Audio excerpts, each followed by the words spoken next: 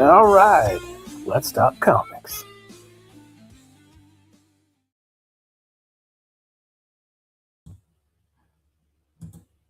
All right, let's talk comics. Yeah. Excuse me. All right, so how's everybody doing? I hope this live stream finds you well. This is a last minute live stream. Probably not going to go for very long. I've shared the link, so we'll see if anybody pops in and decides to join us.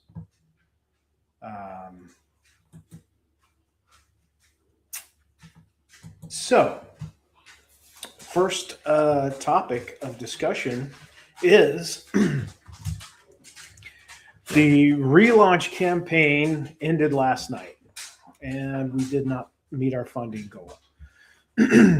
So our funding goal was $8,300, and we think we got just around $1,300 was our final total, or somewhere like maybe $1,200. I can't remember. Anyways, quite a bit short of our goal. So this was this was our second launch. We initially launched on Kickstarter, and had even less than that. So, I got a lot of good feedback on maybe things that some things that kept people from funding. They visited the campaign page, but just weren't quite converted into backing. So I found out got some good information, some things that I had decided not to do, just to keep it simple. But I see where I sacrificed maybe some excitement, I guess, for the story over what I thought was, good marketing. So, oh my goodness, I'm so sorry. So now the question is there a future for Bootlegger Comics? Do people want this? I think when I position myself a little better, I know one thing that I did that I don't want to say was a mistake, but it was a mistake. One thing I did was I thought very linear in a very linear fashion. So I just thought, I'm gonna commission 5 pages. Might as well do the first 5, and then when it funds, we can just, they can go from there. So the first 5 pages of the story, it starts in the era, French Revolution in France, and it explains. It's kind of the setup, so it explains the legend behind Nostradamus and his skull, and that's why I kind of have it in there, was to explain it. But it also mirrors my own experience. So you're reading these 3 or 4 pages that take place during the French Revolution, and there's narration, and then on the excuse me, the fifth page, it's revealed that it's actually a documentary that this kid's been watching, and this kid is just like, wide-eyed and just totally blown away by this legend of Nostradamus' skull. So it's like the seed, was planted. And then after that, page 6, it jumps forward to a group of people who are preparing to, it's modern day, jumps modern day, and it's a group of people preparing to rob the crypt where Nostradamus is buried. And then they're going to, one of them's going to drink from the skull. And then the story takes off from there.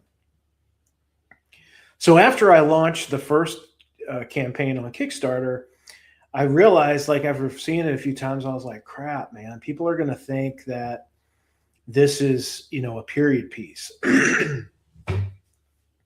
And I think that definitely played a part. I don't think it was the only, potential problem that I had with the book, or not with the book, but with the campaign.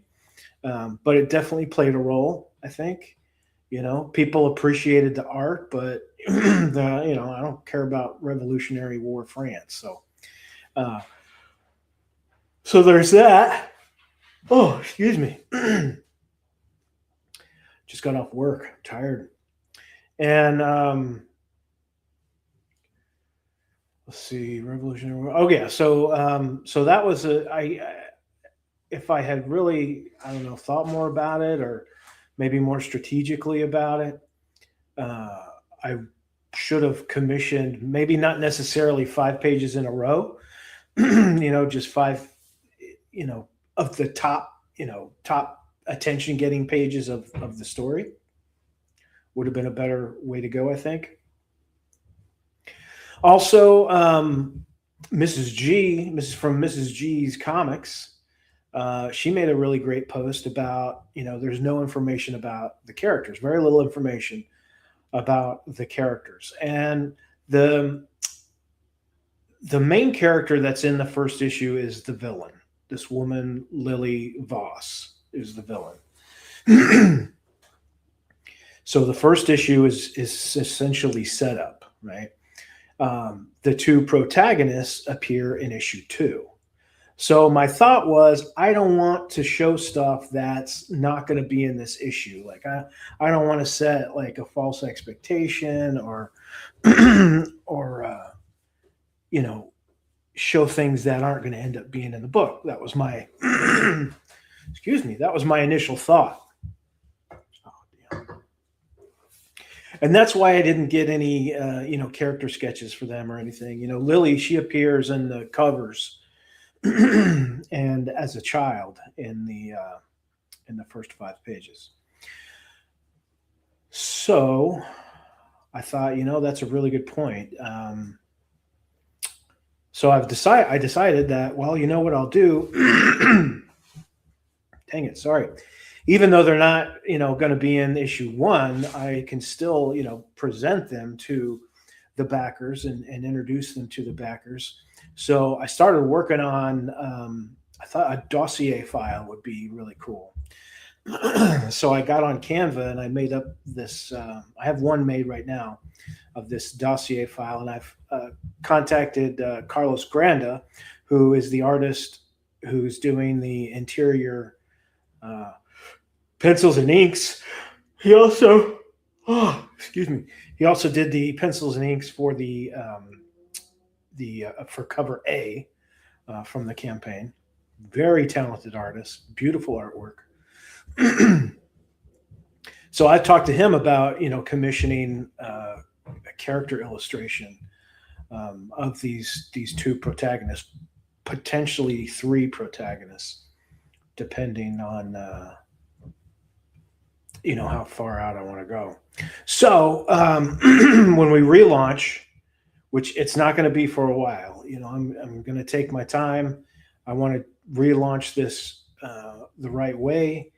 I want to optimize the page and really make sure that the hook hits fast and really grabs people's attention and piques their curiosity on it. So I will have like an introduction on the next campaign page, relaunch of the main characters, the two main protagonists, John Martin, CIA agent, and Margaret Buckley, CDC disease detective. Like I said, they actually appear in issue 2 is when they're introduced.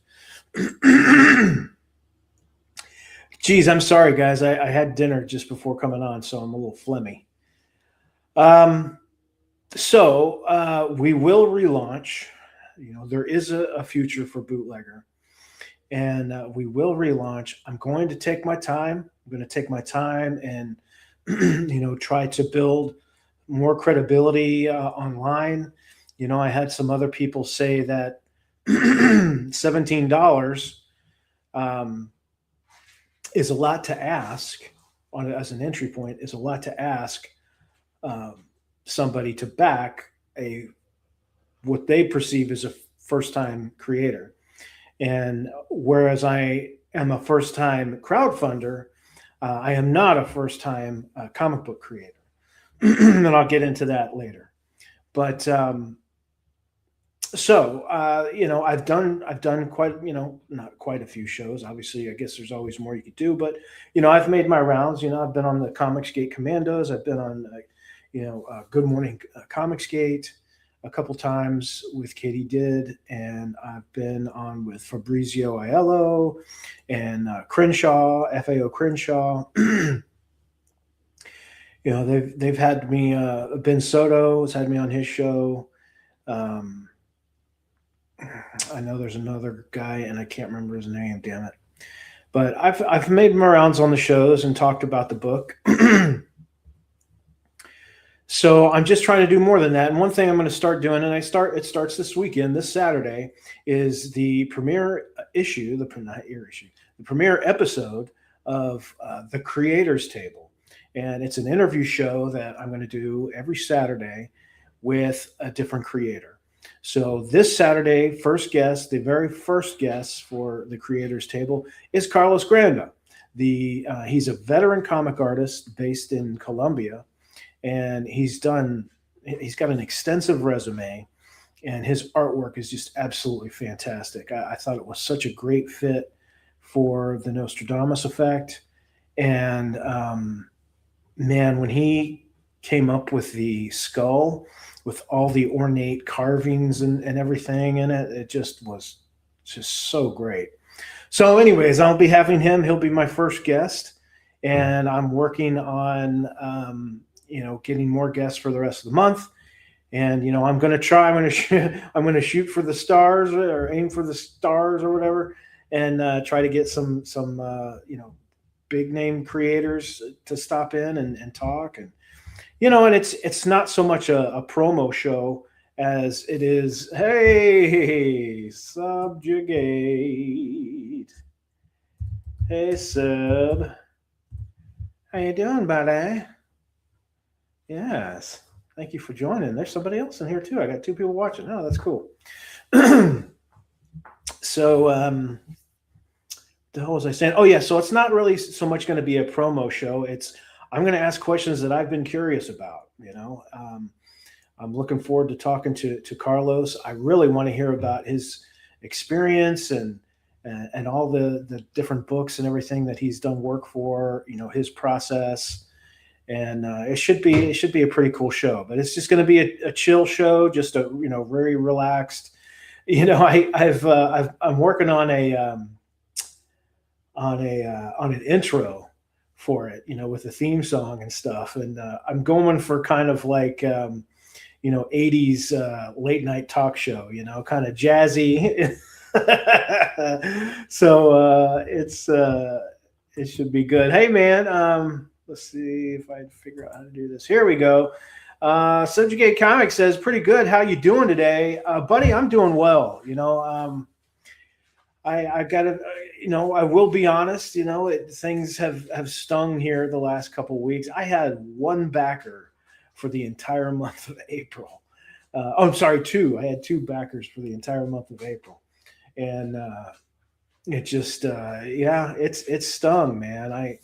I but I try to keep the emotion out of it. It's hard to sometimes, but especially when you fail twice. Listening to people chat about the whole creating process is always interesting. I think so too.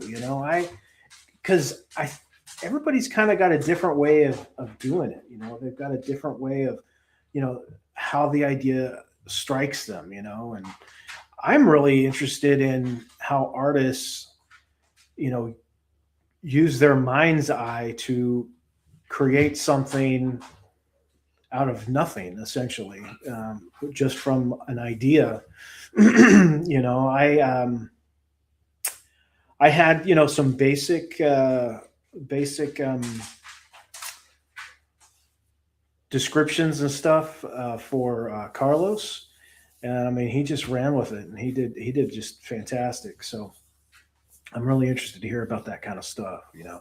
I base pretty much all my stories ideas come from either like watching something, whether it's a movie or a TV show, a documentary or what have you, or reading a book. I read a lot of history books, so I get a lot of inspiration from that. I've got a sci-fi story I'm working on. It's in development. I don't have a title for it yet, but I got the idea after reading an article a few months back about, I think it was in science.com, and it was about how the James Webb telescope saw evidence or whatever that suggests the possibility that inside a black hole exists a universe, and then that would mean that our universe is existing within a black hole. And I thought that was just absolutely fascinating. So I've come up with a story kind of based around that idea, and so that's kind of how things strike me. Or I'll read something. One thing I've always been a fan of is I think it's called HFY, science fiction, and I first noticed it on TikTok. Yes, I am on the TikToks. No dancing, but I am on the TikToks. I saw a lot of these videos popping up of thanks, man. It is pretty sick, dude. When I first, let's see here, that sounds sick. Yeah, it is a badass story. Now, if I can execute it, are you planning on relaunching TNE or moving on to a different project? So I'm definitely planning on relaunching. I was talking about that a little bit earlier, but the plan is let's see. I like this. No dancing. You should change that. Well, how about the safety dance? We can dance if we want to. We can leave your friends behind. Love that song. Anyways, so yeah, the plan is definitely to relaunch. It's not going to be anytime soon. I've come up with a new title, so I've abandoned the title, The Nostradamus Effect.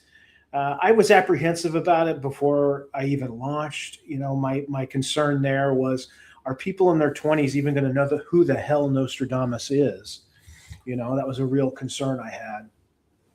And then I was on a show, and Clippa was on, and he was like, I had mentioned that, and he was like, yeah, all I think about is the schoolyard insult, okay, Nostradamus. And I was like, that cinches it out the door with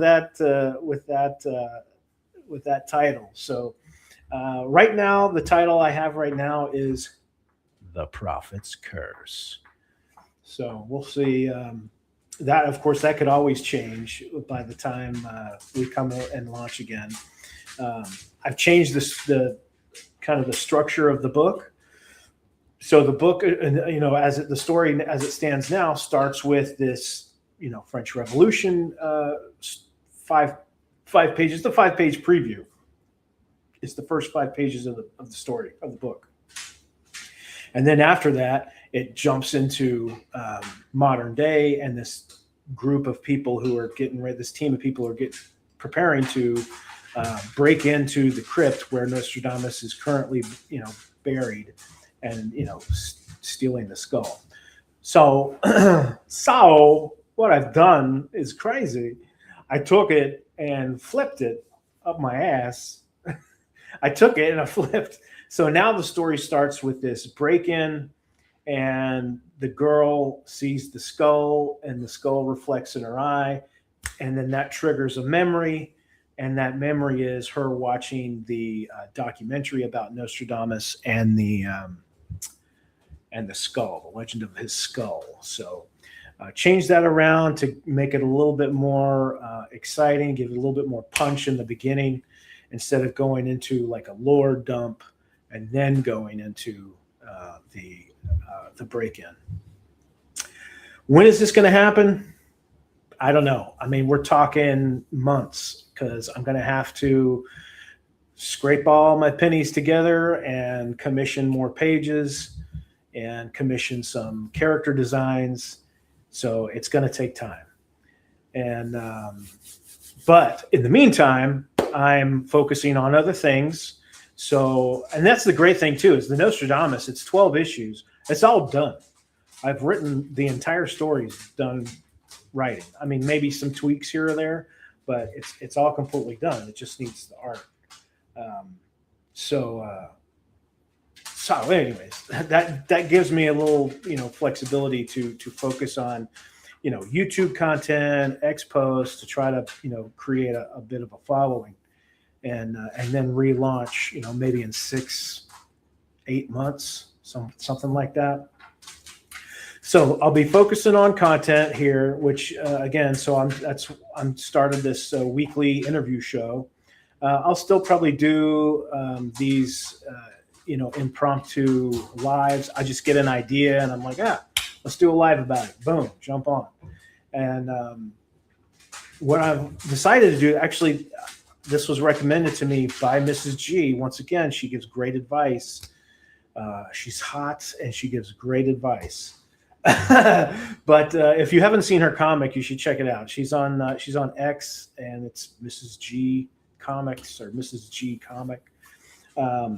But definitely check out her stuff. The art's really good. Okay, anyways, she doesn't crowdfund. She sells her books on Amazon. Her comics are sold on Amazon. So she started talking to me about that, and I had mentioned that I am not a first-time creator. Hot with smarts, yeah, absolutely. That I'm not a first-time creator. That I've, created a comic book before, and ran with it for a few years. And so she was like, "Well, why aren't you talking about that in your campaign page? It give you a little credibility." And my initial thought was like, yeah, I could mention it in the campaign page, but nobody's going to know who it is. The odds of anybody knowing my book, because it was, we were a small independent company. We called ourselves Half-Ass Publishing, and we were based in Dallas, DFW. So all the comic book stores around the DFW area had or still have our book. We did all the comic book shows here in the area. We went to Baltimore Con. We did Baltimore Con. I drove out to St. Louis and did a show out there. We did signings in North Carolina. Any place we'd go on vacation or something like that. So I grew up around Washington, D.C. in Maryland. So going to do the Baltimore Con was just a good excuse to go home. We could always stay with family or whatever. And so that's how we ended up doing those shows. But, we did really well with the size that we were. Each issue paid for itself and then for the next. So after talking with Mrs. G, I thought, well, you know what? That's a really good idea. And I've decided to take the issues of Some Big Lumberjack. This is the first issue. This cover was done by artist Vache Mavleon. I believe is how you pronounce his name. He's Canadian. Don't hold that against him. And he actually went on to do some stuff for Marvel. He did Marvel Knights. He did what was it? I think it was Daredevil, Wolverine, Marvel Knights. He did some Star Wars stuff for Dark Horse, so that was really cool. Um, hey, all right. Here's our. This is issue 2. This is the conclusion to the first log splitting debut. Um, I got to be honest. I don't even remember who did the cover on this one. This one, I wanted it to be an homage, if you will, to anger management. That tells you how old this is. This one came out in 2003, and so I'm gonna re-release all this on. Dan Bale was the cover artist. I don't know if he's doing anything now or not. I'll have to look him up. But I'm gonna release all these in a collected edition, and some cool things in here. So this is one of my favorite issues that we did. We had a short story, or have a short story in the back called The E-Men. I don't know if you can see that art, and it's a spoof of the X-Men, where all the characters of the X-Men are different genres of different periods of Elvis. So like Iceman is Ice Cream Elvis. Wolverine is the fat, bloated 70s Elvis. And the guy who did the art, I found this guy, I gotta think it was on digital webbing. And I was just blown away by this guy's artwork. I don't know if anybody recognizes the art. He's kind of a big deal now. And in true dumbass fashion of mine, I spelled his name wrong when I gave him credits in the book. Let's see. Here we go. So I don't know if you can see that, but Pencils and Inks by Nick Patera. So yeah, we were, I want to say we're the first ones to publish him. And of course now he's got this big Bizarro book out. I don't know if it's released yet or not. I keep seeing posts about it on X. So this is so funny. Yeah, so he did the art for this, and it's just absolutely fantastic artwork. And Kelsey Shannon, who I think we met at a con. I know he was. Oh yeah, awesome, man. I appreciate that. I gotta say, we did really well, man. Like, so the conventions, yeah, we sold our books to all the local comic shops, but of course, you're selling to a comic shop, you're selling to them at half off cover. So the conventions were our bread and butter, man. And we, I'll tell you one thing I noticed when we started doing these conventions, it was the majority of these indie creators they're there in Artist Alley. They're sitting there. They got their little sketch pad they're doodling on and stuff. And they're like, and then somebody will walk in front of their table and they've got their wares laid out there, and they'll look up. Hello. Hi. Any questions? Let me know. And the person would just, okay, and walk on. Man. As soon as the person crossed that imaginary border and was in front of our table, boom, hey, have you heard of Half-Ass Publishing? We knew they hadn't. Have you heard of Some Big Lumberjack? We knew they hadn't. Well, now you're gonna. Let me tell you something. And we go into this. Do you like the Tick? That was one of our things. Well, if you like the Tick, you're gonna love Some Big Lumberjack. He's got the proportionate strength of a lumberjack his size. His sidekick is a beaver named Gnaw, who he rides into battle. We ride beavers at Half-Ass. I mean, we just engaged with everybody who walked in front of our table. And I mean, we sold our books like crazy. And I don't know where I was going with that, but if you're a creator and you're going to do a con, you got to engage. And I know it's hard because a lot of creators are introverts. I am to a certain degree, but it's so important to engage with people, ask for that sale, because it's a lot of times it may not come otherwise. So that's something I definitely learned during my half-ass days. So then I'm about to start driving, so I'll just be listening for a bit. Hey, no worries, man. I'm just glad you stopped in and said hi. So I'll talk to you later, brother. I'll see you in the chat rooms. So our follow-up to that was, you can see here, Some Big Lumberjack, Reign of the War Pig. This is a G.I. Joe spoof from the old cartoon, based around the Weather Dominator, is what this was all about. And in this, we had also a short story called Moving Violations. That's a story by the guy who did our interior artwork. His name is Jeff Olson. And he was so great. His artwork was just absolutely perfect for Some Big Lumberjack. And we knew it was fate because, it's, of course, Some Big Lumberjack and his where is he? Yeah, his sidekick Beaver Gnaw, and Jeff lived in Beaverton, Oregon. I mean, come on, that's the kind of thing in Southeast Asia we'd call karma. You know what I mean? And we started getting letters from emails from fans, people who enjoyed it. So we started adding that. We started adding sketches from artists at conventions. We'd get them to do sketches. This is Scott Kurtz, who hates Comicsgate, but he was nice enough to do a sketch for us. J.G. Jones, one of my all-time favorite artists, he did a sketch for us.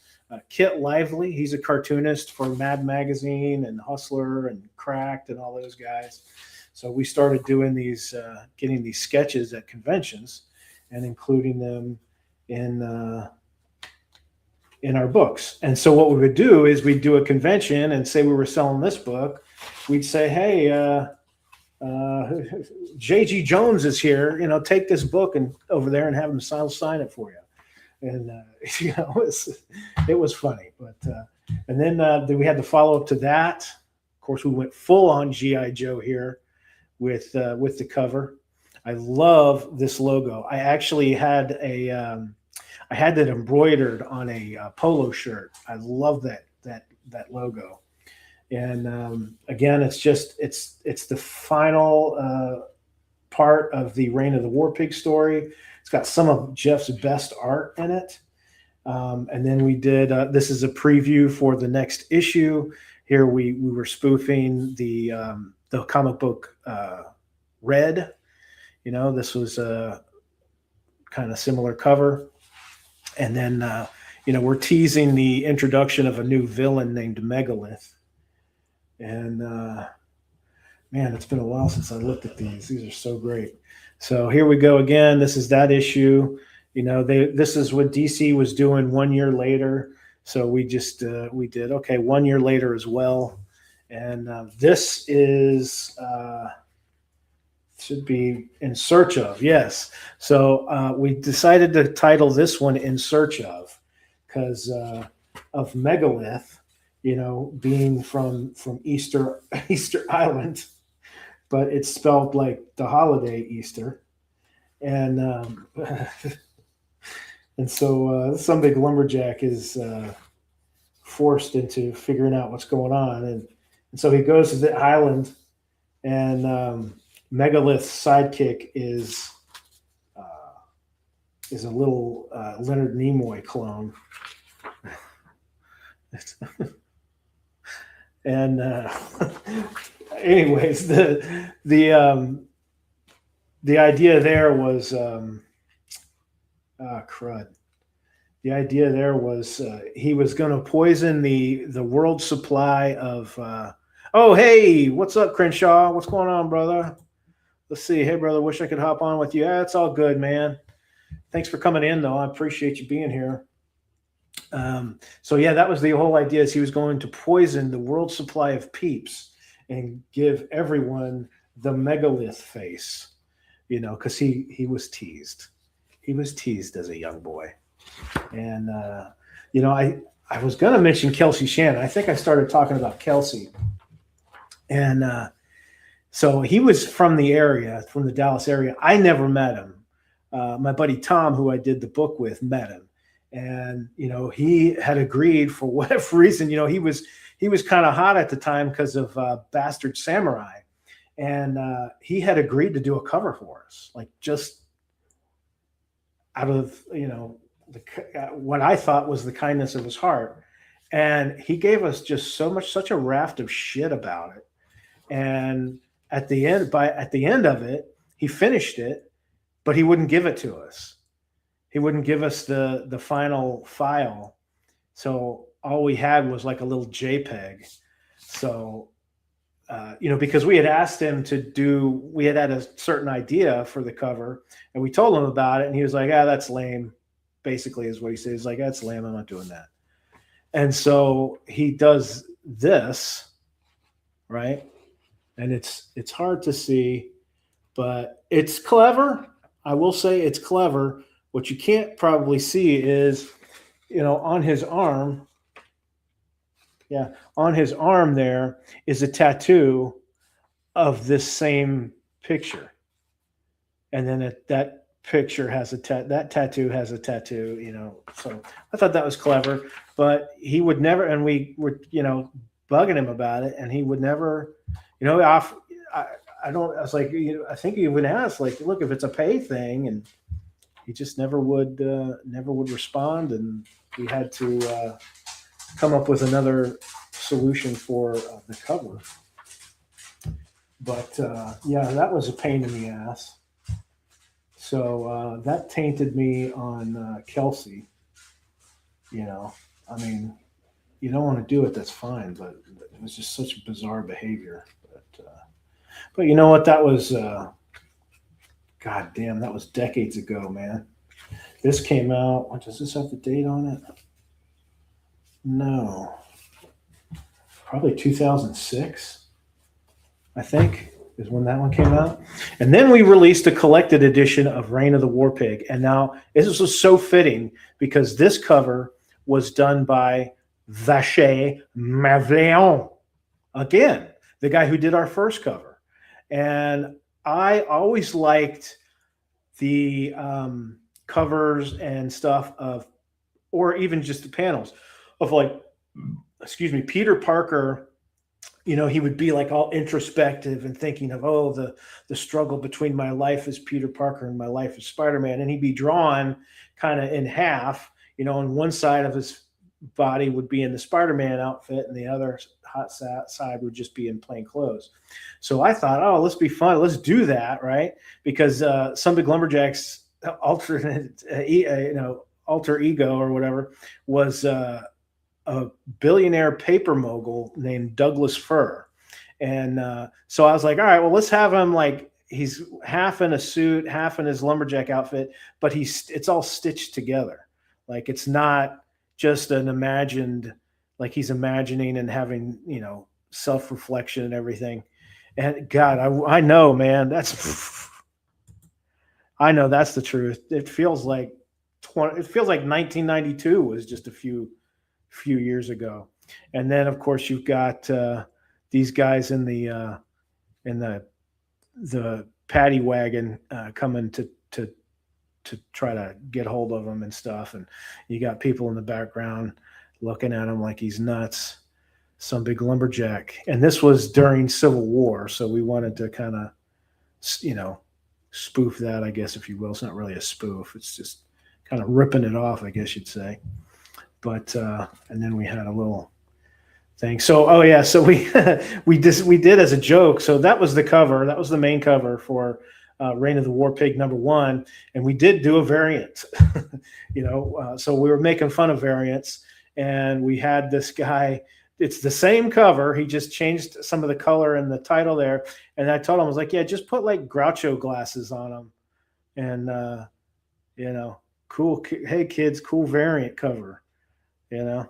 I thought that was funny, but that's the humor that's in this. And then in Douglas Fir, thank you. Yes, that I thought it was funny. I did.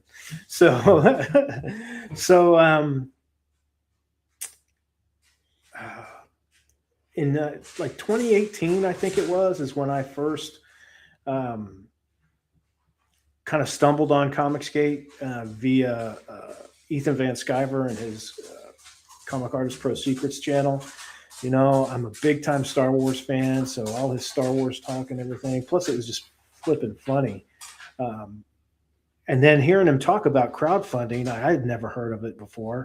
And I became very fascinated with it. Hey, there's the man. What is up?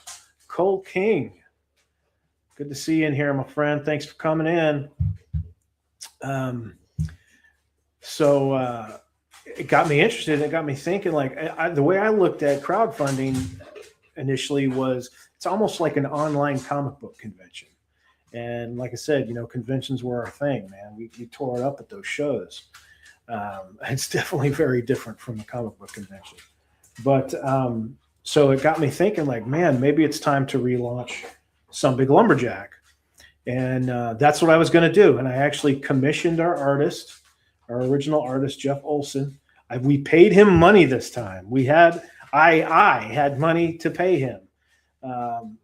What we did before, you know, what we would do is we'd send him like a box of comic books that he could, you know, sell at local comic book conventions, at local comic shops, and he'd keep all the money.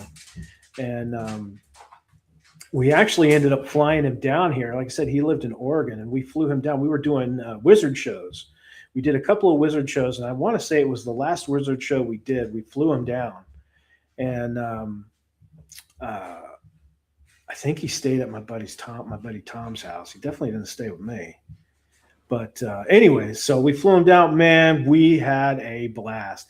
And he did these things. He got a bunch of barf bags from his plane trip, and he started drawing our characters on there. And I was like, oh my God, what a great idea to, you know, have, you know, market with the book. Like, hey, here's our book.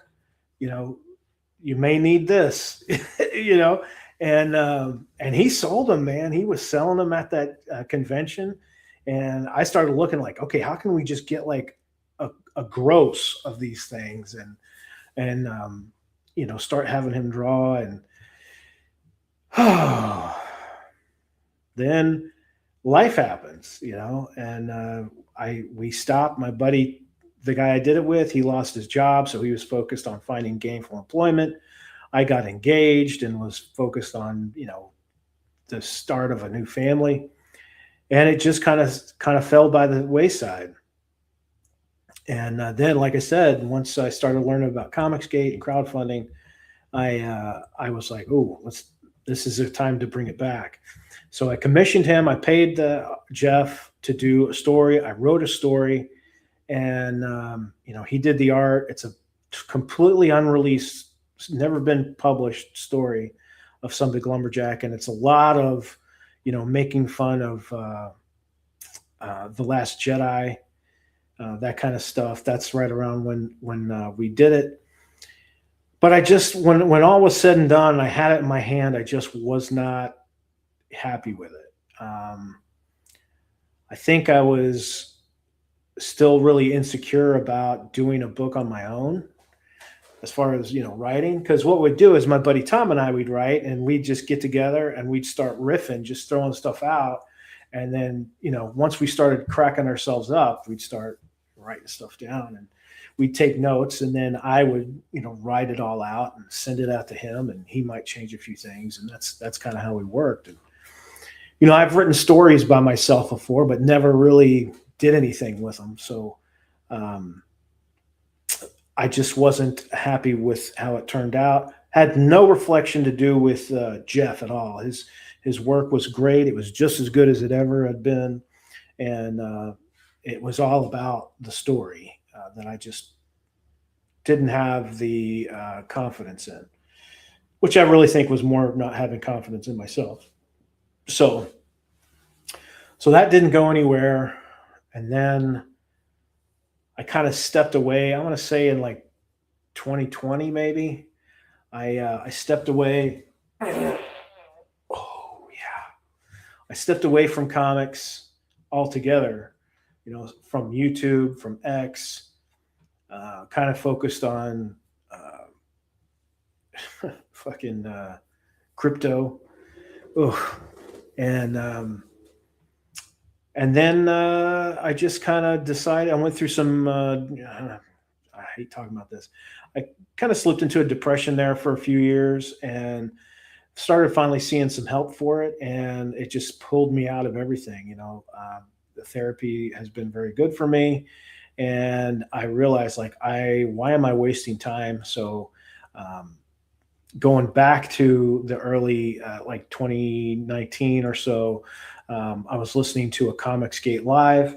It was a Christmas episode, and this tells you how long ago it was. Edwin Boyette was reading A Christmas Carol on Comicsgate Live, and they got to talking about the culture and everything. And Cecil made a comment. He said, "We're the bootleggers of comics," and I was just like lightning struck my brain.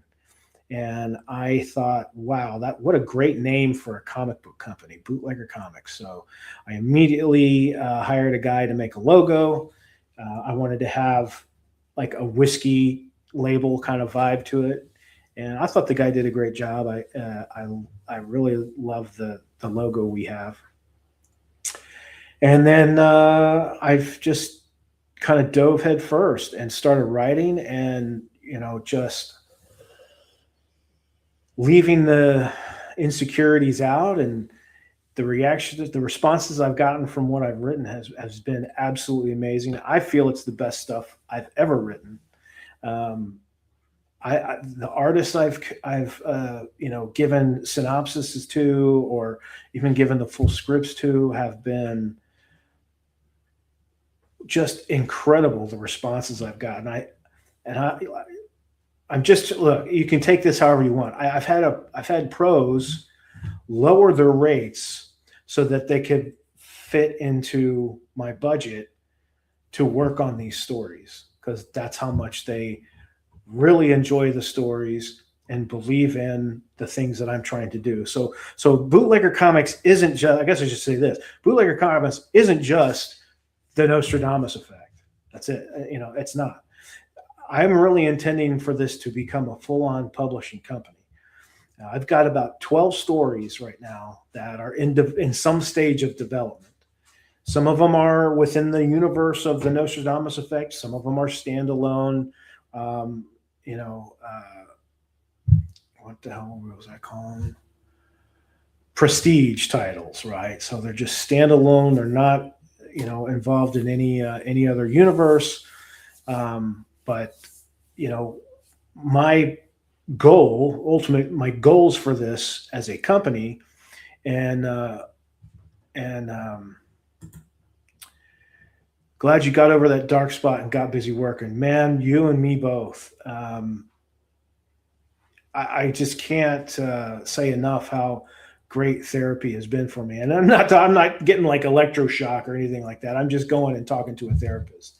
And it's just that having that opportunity to just open that pressure relief valve and get all that out, has just really done wonders for me. And if anybody's struggling with that, I can't recommend it enough. So enough of the serious, depressing stuff. So my goals for Bootlegger Comics is obviously comic books. I love comic books. I've gotten back into collecting comic books, much to the chagrin of my wife. I started backing a whole bunch of stuff, and then going back to the LCS and getting, there's some great comics out there right now. And especially by Bad Idea.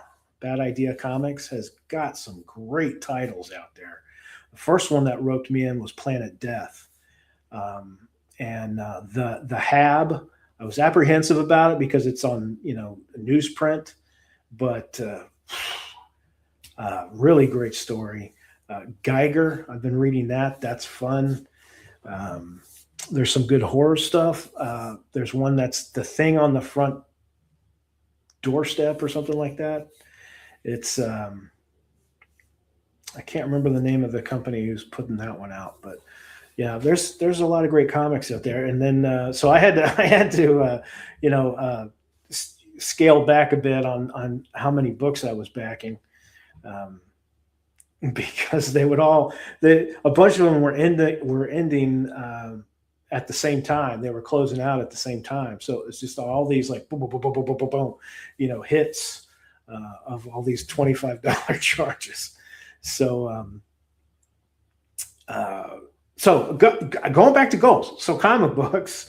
Then if as we hopefully become more successful and we get more books out and stuff, the next step would be animation. And if we continue to grow and have more success, merchandising grow, continue to grow. I mean, the pinnacle would be film and television. But the comics are always there. It's not okay. We've reached the comic pinnacle, so now we're going to stop comics and we're going to go to animation, or every part will exist within the whole, and the comics are like the backbone of everything else that could happen. Uh, Ultimately, I'd love to be able to have this be something I do full time, but before any of that shit, I got to get a book funded. So that's the first goal, is to get funding for the book. But oh, I think that pretty much sums it all up. For me, I'm really excited about this weekly interview series that I'm starting this weekend, the Creators Table, with your host, Chris Peel. Yeah, I'm really excited about that. To talk to, I'm hoping that people who have really wanted to ask certain questions to will agree to come on the show. Of course, I've already got my first guest lined up for this weekend. That's Carlos Granda, the penciler and inker for the Nostradamus Effect, among a myriad other tales and titles. He's got quite the resume, but we'll talk about all that. So yeah, I'm excited about that. I just got to really stick with it and really commit to it, and really be consistent. So I'm in the stages of lining up guests for an entire month, and we'll see how that goes. I'll probably do streams like this, these like impromptu, like I get a burr up my craw and decide, now let me do a live real quick. But I think that's it, gang. So yeah, the Nostradamus Effect is going to go on the back burner for a while I scrimp and scrape, sell some blood, donate some hair. No, maybe not, but and try to get some more pages commissioned, and then of course the re-release of the Some Big Lumberjack series in collected edition, including the never before released Antifa is the villain in that one. Antifa, Antifa is an Asian grandmother. Anyway, so that's what's in store for Bootlegger Comics, and Half-Ass Publishing is rearing their head again, and I'm out there trying to post every day, and I'm not that consistent on here, but I'm trying to improve on that. I want to thank everybody for coming on here and watching. Subjugate Comics, go check him out. He's got a great project working on. Once Was Cool, aka FAO Crenshaw. He's freaking awesome. He's had me on his show a couple times. Just an all-around great guy, fun guy to hang out with and chat with. King Cole, he's got a really amazing looking project on the horizon. Thank you guys for coming out, and everybody have a great rest of the week. And everybody's working for the weekend. Bye.